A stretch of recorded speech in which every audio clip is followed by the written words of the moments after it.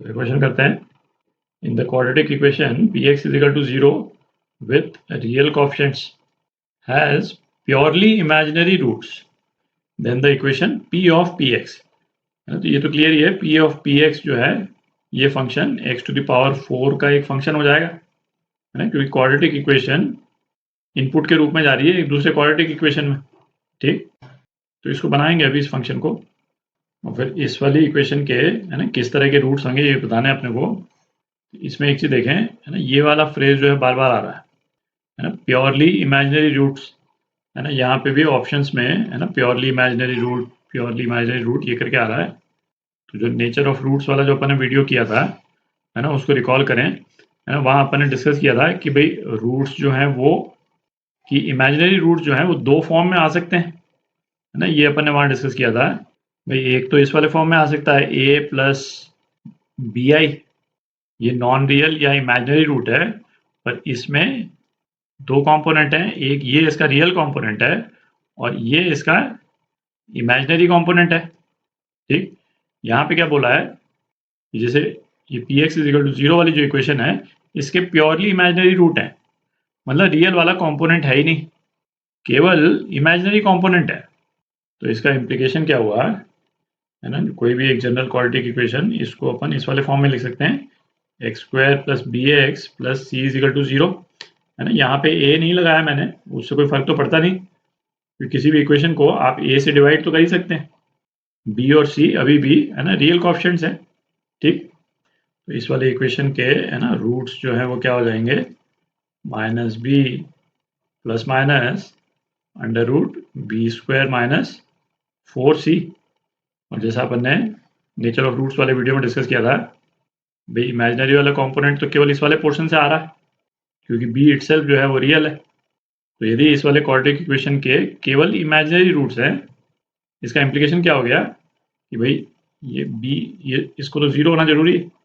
तो हमारी quadratic equation में से ये वाला कंपोनेंट ये तो हट ही गया, तो हमारी क्वाड्रेटिक इक्वेशन क्या हो गई, x square plus c is equal to 0, है ना।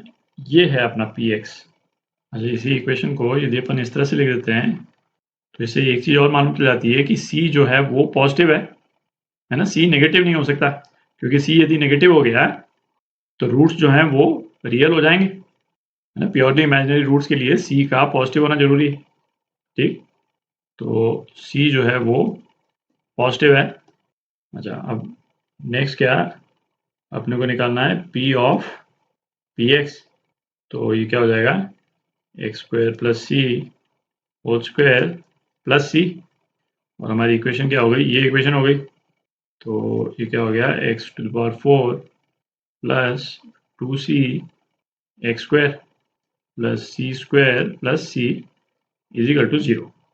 अब यदि m is equal to x square यदि अपन रख लेते हैं, तो ये क्वाड्रेटिक इक्वेशन में कन्वर्ट हो जाएगी, एनालाइज करना थोड़ा सिंपल हो जाएगा। तो इसको m के फॉर्म में लिख लेते हैं, तो ये क्या हो जाएगा, m square plus 2cm plus c square plus c is equal to 0।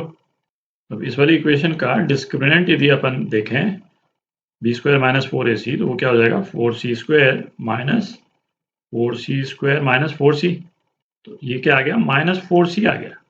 और यहाँ पे, है ना, अपन नोट कर ही चुके हैं कि c जो है एक पॉजिटिव नंबर है, तो c यदि पॉजिटिव नंबर है तो माइनस 4c ये नंबर तो 100% नेगेटिव है।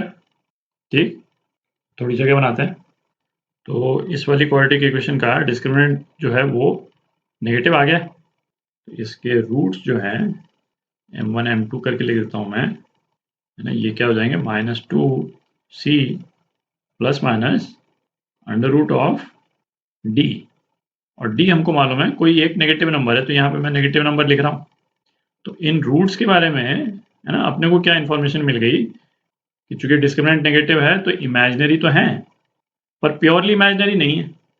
और प्योरली इमेजिनरी क्यों नहीं है, क्योंकि भाई, है ना, ये तो हमको मालूम ही है कि c एक पॉजिटिव नंबर है। तो इमेजिनरी रूट्स हैं जिनका एक रियल कंपोनेंट भी है, एक रियल कंपोनेंट है और एक इमेजिनरी कंपोनेंट है, इस तरह के रूट्स आ रहे हैं अपने पास में।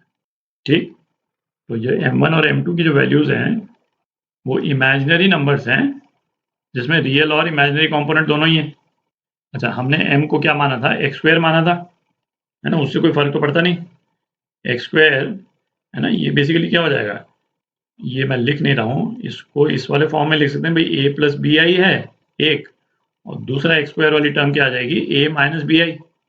तो इस वाले एक्सप्रेशन से x की वैल्यू अपन कैसे निकालते हैं, है ना, ये अपन कॉम्प्लेक्स नंबर्स वाले प्लेलिस्ट में कर चुके हैं, है ना, वहां पे तो उसके डिटेल में जाने की जरूरत नहीं है अपने को, क्योंकि एक्चुअल रूट्स तो अपन निकाल नहीं रहे। हमको केवल इतना ध्यान में रखना है कि इससे जब हम x की वैल्यू भी निकालते हैं तो हमारे पास में जो रिजल्ट आता है उसमें भी एक रियल कंपोनेंट और एक इमेजिनरी कंपोनेंट आएगा।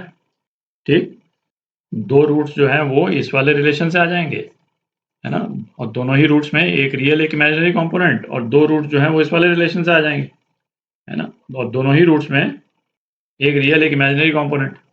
तो हमारे पास में जो चार रूट्स जो आए उनका नेचर क्या आया अपने पास में, है ना, मैं अब यहाँ पे लिख देता हूँ, इमेजिनरी रूट्स हैं, चारों रूट्स इमेजिनरी रूट्स हैं, और चारों ही रूट्स में रियल प्लस इमेजिनरी कंपोनेंट है। ठीक, हमको तो केवल ये पता करना है, एग्जैक्ट रूट तो पता भी नहीं करने हैं, है ना, वो तो इन्फॉर्मेशन भी नहीं है अपने पास में। अब अपन चेक कर सकते हैं ऑप्शंस, है ना, प्योरली इमेजिनरी रूट्स वो है नहीं, रॉन्ग, है ना, ऑल रियल रूट्स वो है नहीं, है ना, अपन देख ही चुके हैं इमेजिनरी रूट्स हैं, two real two purely imaginary ये भी नहीं है। अब लास्ट ऑप्शन देखते हैं, नाइदर रियल, तो ये तो अपन ने देख लिया है कि रूट्स जो हैं, चारों रूट्स जो हैं वो इमेजिनरी हैं, नॉर प्योरली इमेजिनरी, तो रूट्स जो हैं इमेजिनरी तो हैं पर प्योरली इमेजिनरी नहीं है, तो ये भी ट्रू है ना, नॉर प्योरली इमेजिनरी। तो डी पार्ट रूट्स का ये डिस्क्रिप्शन करेक्ट है ना, ये आपका आंसर।